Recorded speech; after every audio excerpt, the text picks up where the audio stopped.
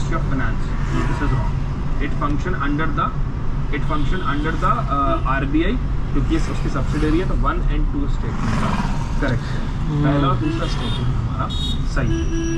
बात करेंगे तीसरे स्टेटमेंट के बारे में, डेवलपमेंट फाइनेंशियल इंस्टीट्यूशंस जिनका ऑब्जेक्टिव कंट्री में डेवलपमेंट करवाना होता है, चाहे वो इंफ्रास्ट्रक्चर डेवलपमेंट हो, चाहे इकोनॉमिक डेवलपमेंट हो, उसके ऊपर ये लोग बात करते हैं। So DFIs are typically government-owned financial institutions that provide long-term financial assistance to various sectors of the economy. Correct? यहाँ पे क्वेश्चन हमसे पूछा incorrect. Okay. Unlike commercial bank, DFIs often assume higher risk by financing projects that may have extended gestation period and uncertain return, contributing to economic development in the long run. This is true. Third, DFI often collaborate with the international financial institutions and multilateral agencies to mobilize funds for large-scale infrastructure projects. That's true. The governance structure of DFI typically involve exclusive government ownership, minimizing external influence and ensuring complete autonomy in decision making. Not necessary. ये essential नहीं है कि पूरी तरह से government ownership हो, ये public private partnership के मॉडल पर भी चल सकता है। So fourth statement here is then. अब हम बात करेंगे हमारे आज के टॉपिक पे। सबसे पहले हम बात करते हैं बुल और बियर मार्केट क्या होता है। देखिए गाइस, आपने बहुत बार पढ़ा होगा अखबार में, the market is going bullish, the market is going bearish. तो ये बुल और बियर मार्केट है क्या?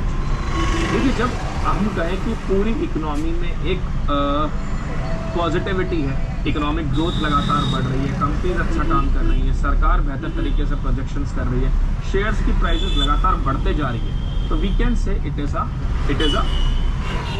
Bullish market going on. So bullish market में क्या होता है, जो शेयर्स की प्राइसेस हैं वो लगातार ऊपर जाती है।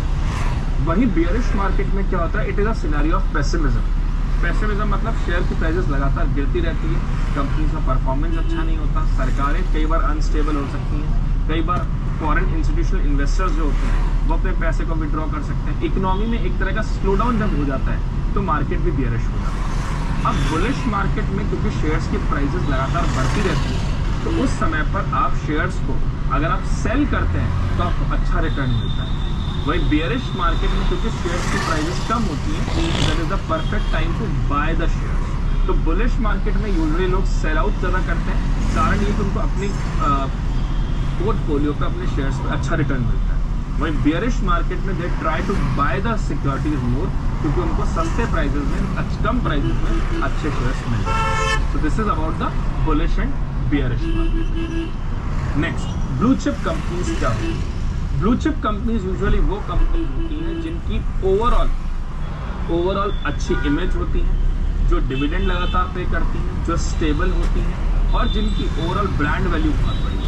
तो यूजुअली निफ्टी 50 की कंपनीज ब्लू चिप हो सकती है और सेंसेक्स 50 की कंपनीज जो है वो ब्लू चिप में आ सकती है। तो कुछ फीचर्स इनके, सबसे ज़्यादा ब्रांड वैल्यू बढ़िया हो, अच्छा डिविडेंड पे करती हो, फाइनेंशियली हेल्दी हो, सस्टेनेबल हो, साथ साथ में इनका मार्केट शेयर बड़ा हो, परफॉर्मेंस इनकी बेहतर हो, कस्टमर सर्विस पर ये ध्यान दे और इनकी क्वालिटी मैनेजमेंट की टीम हो, then we can say these are the blue chip companies.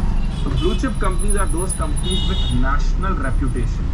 इनकी नेशनल रेप्यूटेशन होती है in context of quality, reliability and ability to operate profitably in good and bad times.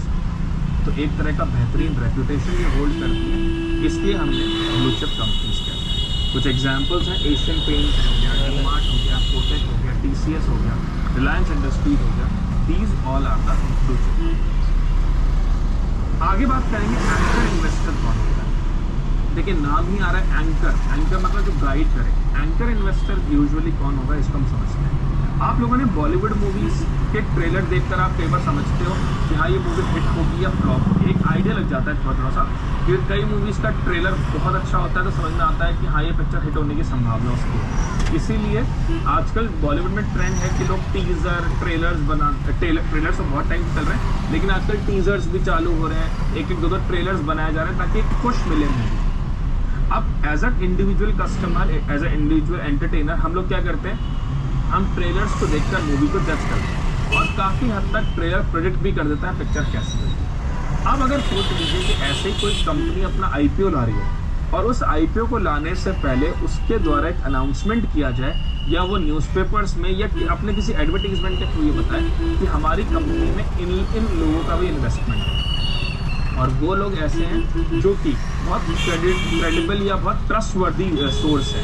जैसे फॉर एग्जांपल इस company में रिलायंस का investment भी है, या टाटा का इन्वेस्टमेंट है, या इस पर्टिकुलर कंपनी में कोई अमिताभ बच्चन जी का इन्वेस्टमेंट। क्या करना चाह रहा है भाई ये पर्टिकुलर कंपनी में जब इतने बड़े बड़े लोग इन्वेस्ट कर सकते हैं तो हमें भी इसमें इन्वेस्ट करना चाहिए। तो इसका मतलब anchor investor is the one who jazz up, जो कि आईपीओ के स्टार्टिंग में अगर जो उस आईपीओ को पुश करा दे उसे हम कहते हैं anchor investor.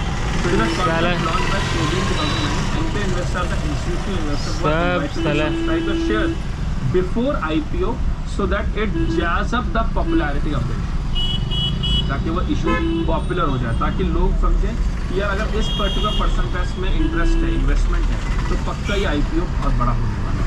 So anchor investors are required to take up the share at a fixed price to make other investors confident and improve the demand of share.